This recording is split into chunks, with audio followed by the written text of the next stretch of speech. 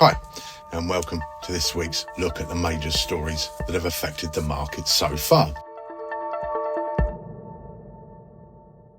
And we're going to start with a currency pair, and in fact we're going to look over to Australia, and the interest rate increase over in Australia clearly strengthened the Aussie dollar. Now, Reuters claimed most analysts were expecting a further pause in interest rate rises from the Reserve Bank of Australia. But as mentioned last week, with what had happened, it did become more and more likely that the interest rate would go up again. Well, Tuesday saw the RBA, the Reserve Bank of Australia, increase its interest rate by 25 basis points. Governor Philip Lowe said, inflation has passed its peak, but 7% is still too high. Now, as a result of that, the Aussie dollar jumped about 1% against the majors in the following hours. We also had bank holiday in a lot of the countries, so that sort of came into play a little bit, was the liquidity there. But as we stand today, it's at 1.11% versus the US dollar this week, so clearly taken as good news. If we look at the daily chart, that shows a promising bullish pattern. There's a false bearish breakdown, that's 0.1 of the lower border of the rising channel. And a possible scenario here, which would be best for the bulls, is that the rate may continue to rise to 3. That's towards a year high. However, worth noting, there is resistance at 0.2. That's a 0.678 on the way up to those sort of levels. And that may well show how strong demand is for the Aussie dollar. But overall, a pretty solid week for it. Okay, well, sticking with the impact of interest rates decisions, let's have a look how the market reacted to the Fed decision this week. Now, obviously, they increased it 25 basis points to a top range of 5.25%. That's the 10th hike in 14 months by the Fed, and in fact takes the rate the highest for 16 years. Now, market participants now expect a pause in interest rate hikes. And that seemed to be backed up by Jerome Powell, what he had to say. He said that we're no longer saying we anticipate additional interest rate increases, calling it a significant change. But he did say they'd be driven by the incoming data. Fairly strong words, really, from Powell there, and easy to see why most analysts now believe that we're in for a bit of a pause. The Fed also believes that the banking system is reliable and no cause for concern. Now, that's despite what's happened to First Republic Bank collapsing this week. And in fact, PacWest Bank fell 50% on Tuesday off the back of this sort of news. Now, the decision to increase by 25 basis points was expected, but it certainly did seem to increase volatility.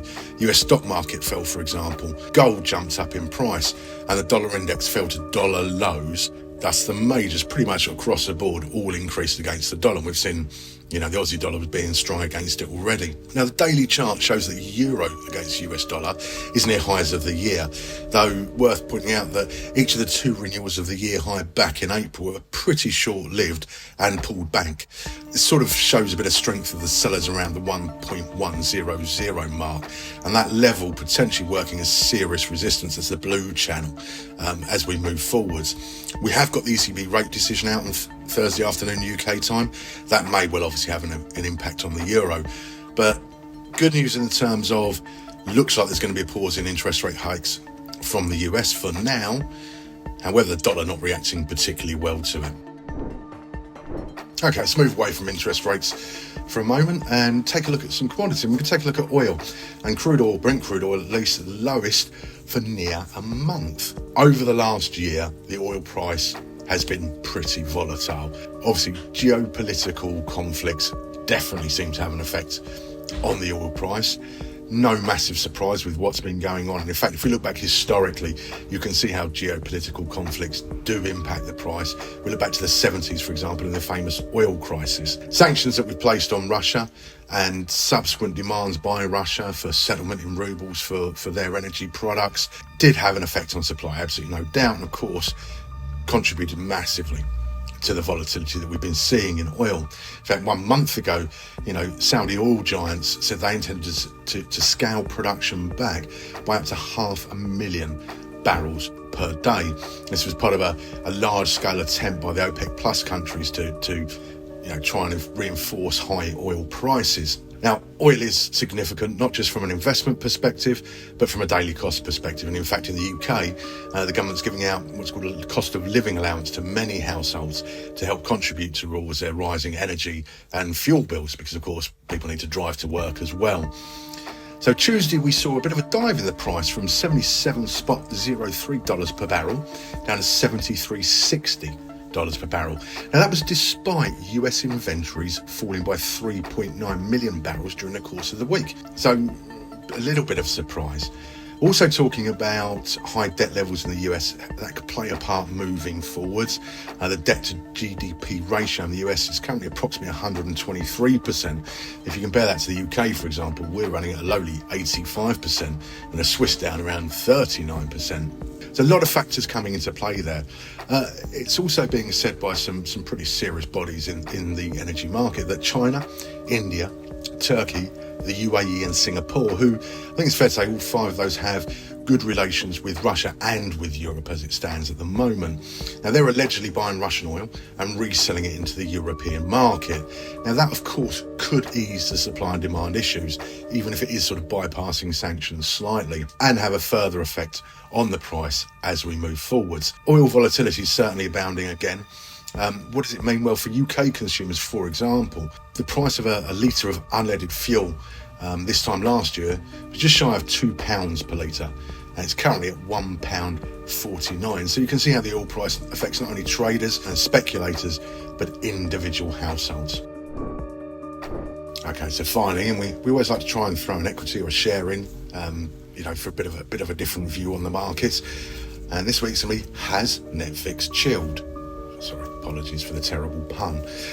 It's been a rough month for Netflix. There's no real question about it. The middle of last month, we were looking over $342 per share. That was around April the 13th. But that dropped from the 13th to $323 a share by April the 19th, and then fell further to $321 by April the 26th. Now, last Friday we saw a rebound to around the $329 mark per share, and Monday though it closed at $324 a share, so we see it came off significantly after the weekend, and in fact now around the $320 just before market opens. That may sound bad and look bad in terms of a bit of a slump, but actually it's relative to its strong performance over the last few months. If we look back, the first trading day of 2023, Netflix was $294.95 per share. By January the 25th, it was $367.96. We had a March low of $293 a share. But fair to say Netflix is bucking the trend of big blue chip stocks in terms of them not normally being very volatile, a little bit less risky. Volatility is clearly here when it comes to Netflix. It is a big cap tech stock whose volatility in the last year, along with a lot of the other tech stocks that we've spoken about previously, has been high, and Netflix is no exception. If you are going to get involved in some of these tech stocks, remember your risk management techniques. Volatility, whilst gives you opportunity, also increases your risk. We wish you luck with your week ahead. Bye for now.